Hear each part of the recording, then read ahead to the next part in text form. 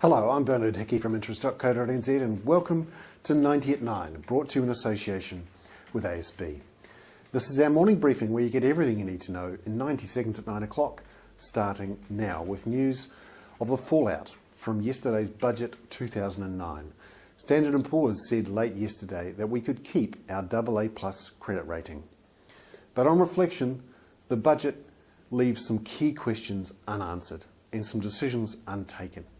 And in particular, how are we going to pay for the retirement of baby boomers after 2020?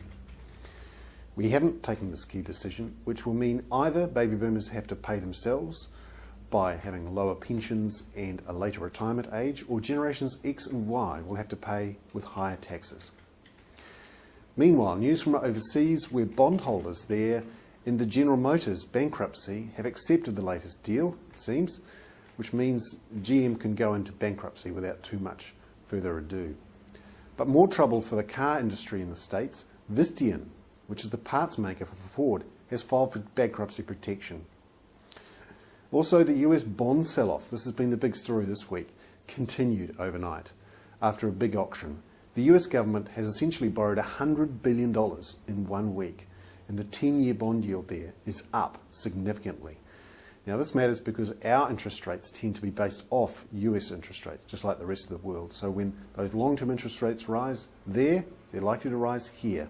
And that's what we've seen, in part because the government's budget makes clear we'll be borrowing $52 billion over the next 10 years.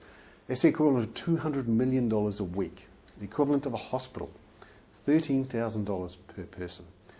Lots of borrowing, which means long-term interest rates are rising. I'm Bernard Hickey. That was 90 at 9, brought to you in association with ASB.